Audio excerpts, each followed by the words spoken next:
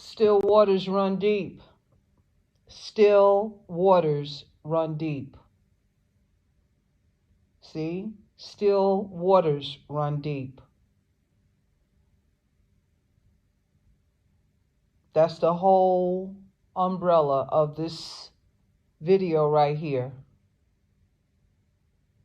To add, blood is thicker than water.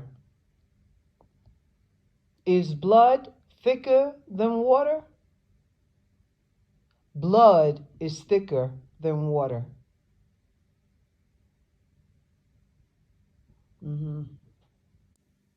Greetings. Today is October 21st, 2023. The time now is 2:48 in the p.m. here in Johannesburg, South Africa. So I've been watching different videos and trying to keep abreast of the, as my mother once got on me, she was mad as all outdoors. She screamed at me and said, "Don't you know your current events?" I'll never forget that. That was like, I don't know, 30, 35 years ago. So I've been trying to keep on top of the current events. And here's what I need to say in reference to a couple of videos that I watched recently. So you have these two nations fighting, the Palestinians and the Israelis, or the Palestine and the Israelites, or Israelis and the Palestinians. Okay. Some people may say the Jewish people, the Arab people, whichever one is the most appropriate fitted. You have these two groups at war. They've been at war for many, many, many decades. And it just festered into what it is now. You know, it literally was just a situation like ticking, so to speak. But I don't want to get into too many graphics about that. Okay, here is what the ancestors would have me to say to those that listen to my channel.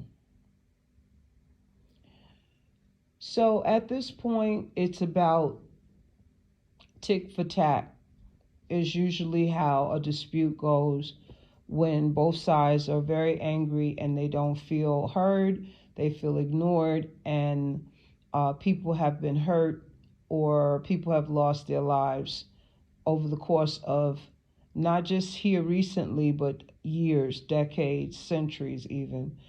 And so then you have, the two parties going back and forth. Well, you do this, then I'm going to do that. Well, since you did that, I'm going to do this. Well, now that you did that, I'm about to do this. And it's always a one-up kind of thing. Here's the problem with it for those of you that are in America, and probably even those of you that are in Europe. And I'm going to say even maybe the Caribbean and Africa. Who knows? When you have issues like this, what happens is, let's say, for instance,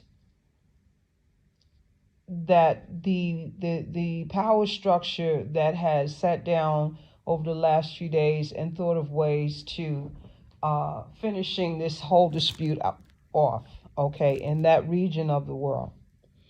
And so they said, okay, well, the only way to finish it, or the way to finish it, is to blast them into hell, for lack of a better word, or literally wipe them off the face of the earth.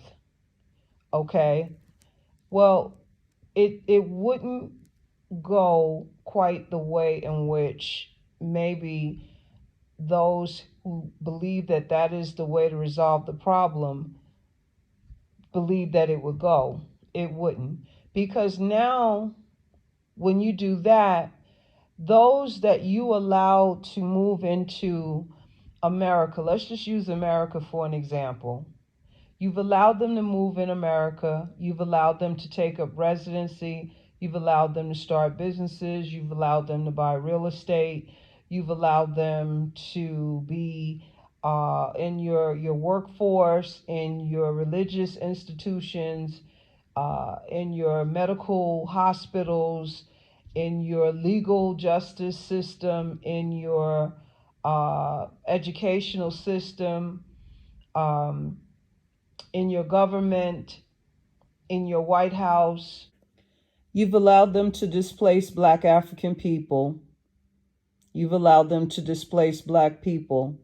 In every area of a Black person's life that matters, from having a job to having a place to live to having some sort of business of their own. You get it. This is really how I think it's all safe to say that nature has a way of responding to situations similar or situations like this. And that is, it's going to be an eye for an eye and a tooth for a tooth. So now if you did that and you just, let's say you accomplished the mission accomplished, and you wiped a certain group of people off the face of the earth in that region, well, guess what? Now you have bigger fish to fry, because unless you can go around and gather up all of their relatives that are in other regions on the earth, and in this case, I'm just using America as an example. It doesn't have to be America. It could be Africa. It could be Europe. It could be the Caribbean. Okay, so now you would have to go and gather up all of those people that you've allowed in under, they are going to present a better experience for the American people, the American citizens, the American government, if we give them a visa or residency and we accept them as an American, this, that, and the other. Not so. And the reason why I say that is because some people may look at it like that, and they may just say, okay, well, all of those people are gone now. Okay, you better not mess with these guys anymore, because they'll wipe you off the face of the earth. But there'll be others that will lash out. That's just the way the world is. It doesn't matter what it is, whether it's the animal kingdom or live beings, living beings on the earth, like all of us. You have some that will, be passive about it and just let it go. And then you have others who will be aggressive about it and carry a grudge, a beef, and commence to, maybe for lack of a better word, guerrilla warfare. Do you understand? Like they'll be so upset about it that you once knew them in a perfect light. They were the best doctor, the best lawyer, the best politician, the best spiritual leader or brother or sister, and now they're your worst nightmare, and they're also your next door neighbor. Okay, or they're your parishioner, your friend, your family that you've called them your family parishioner, or they're your doctor, or they're your lawyer, okay, or they're your teacher, or they're your, you get it. So I don't think that is going to solve the issues with, obliterating any group. I don't believe that will solve the issue. I believe, according to this information that the ancestors just placed in my head to share with you all, and present this to the world and the community, I believe that it will cause more problems than there are right now. I don't think, and then Those of you that are innocent, okay, innocent citizens, and if they were to, commence warfare of that magnitude and literally eliminate a group of people or even a race of people, you have to be concerned about your safety, because they may have been your best friend growing up. Y'all may have played in the snow together, threw snowballs at each other. You may have acted in the first school play together. You may have liked the same girl together, went to the same junior high school together, high school. But now something terrible has happened and it has changed something inside of them, and now they don't feel the same towards you anymore. And it's not anything that you've done, or even vice versa. You may not feel the same towards them, and it's not anything that they personally directly have done. So this, it could get really, really messy and unsafe. And primarily those of you there in America, especially those of you in the Black community, should be paying attention, and maybe planning or having, a plan B to repatriate to Mama Africa. And, since, you tried to live in peace there, they didn't want you, they kicked you out, they stole your land, they stole your commercial property, they stole your businesses, they stole your identity, they stole your vehicles, whatever you use to get from point A to point B. They stole your good name, they stole your health, they stole your life, they stole your generational wealth. They just didn't want you. They never did. They forced you out of America, forced you out of Europe, forced you out of the Caribbean. They forced you into homelessness, denied you the reparations that you're owed. You can't live anywhere in peace. You can't own land and without, foreigners or outsiders coming on your land or having something to do with your land and your house. So maybe you need to have a plan B. C, D, E, F, G, H, I, J, K, L, M, N, O, P, Q, R, S, T, U, V, W, X, Y, Z. Okay? You might need a plan. So I'm sharing this information, and those of you that are paying attention to current events and you're watching everything play out and unfold, this is something you also should be thinking about. Well, if you do that, then how is that going to affect? I live in a community of this group of people or that group of people. How would they feel towards me? Or perhaps they're my neighbors who are part of that community that were, like blasted off the face of the earth, are in mourning. And I've noticed they've changed towards me, and, they're very aggressive or hostile, or maybe they have changed and now they're very depressed and they're not acting the same. They're acting different. I mean, it's just a lot that can happen, and that a lot that will happen as a result of what has already happened. You're going to have people walking around with severe mental health issues, severe.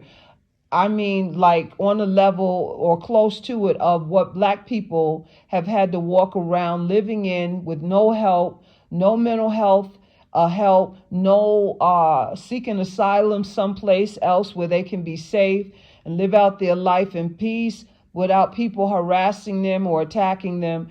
So it's going to be there now. And I don't know if those individuals that are involved are ready for taking on that mental task, I'm sure they will be provided as much help as they can because of who they are.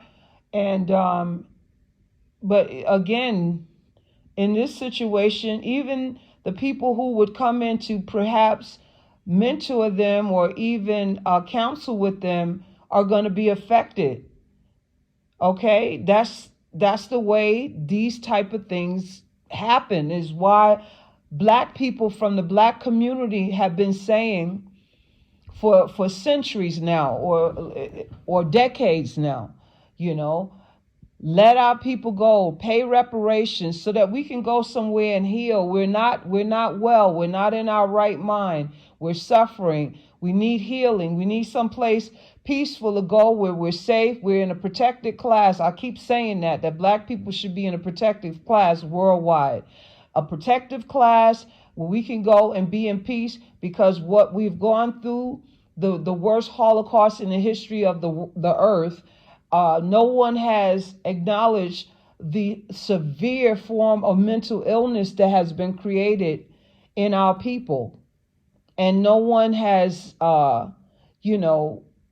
really like extended any type of help to alleviate the issue. And when we've stood up for our rights and stand up for our rights and demand reparations and separation, we get attacked, harassed, silenced, targeted, maimed, robbed, raped, and murdered, made mockery of, and get laughed at and made fun of and ignored. And people rise up against us to tell us all the reasons why they believe it's just their belief. It has nothing to do with the actual facts, and why we should not have our reparations and be able to go somewhere and live out the balance of our days in peace. So the condition of black people, you can learn, those of you who've recently become victims of massive trauma. Okay, you're going to have PTSD and complex PTSD.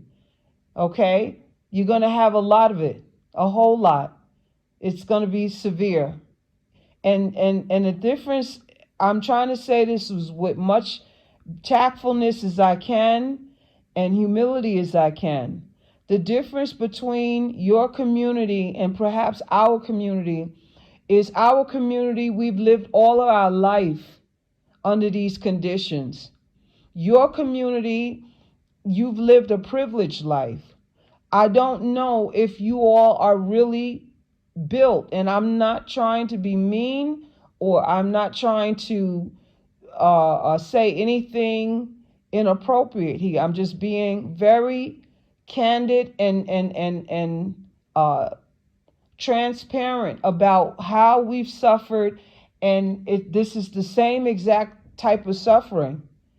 Okay, warfare is warfare, whether you do it in the form of dropping bombs and dropping poison, or raping people, or whether you do it in the form of enslaving innocent people and genociding them. It's warfare. So the trauma that comes with it is real. And all I'm saying is that the communities, especially one of the communities, many have lived a privileged life. I don't know if they will be able to handle the type of suffering, post-traumatic stress disorder, complex post-traumatic stress disorder. Here's two new ones for the DS5 or the DM5, the American Psychological Organization, post-traumatic warfare syndrome, okay, or post-traumatic warfare treatment, or post-traumatic warfare disorder. What those terminologies mean is the way in which you will be treated after coming out of a situation such as this. it can last a lifetime. It can last for generations. Unless you are placed in a protective class and separated completely to have no contact at all, either side. And this is the same thing that Black people have been demanding for centuries now. Depression, okay, maybe even develop into bipolar and schizophrenia. It could be a number of things. So, the ancestors gave me this information to share with you all. And what I want to emphasize most is, especially in the Black community, have a plan B or C. Make sure you have your passports so that if you believe that it's time for you to leave America, you should leave America. You don't have to come to Africa. You understand? Like, if you don't like Africa, you don't want to be in Africa, you have something against Africa, then don't come to Africa. There are many other countries you can go to, but you should have a plan B, beloveds. And I'm going to leave it there and stay tuned for part 2.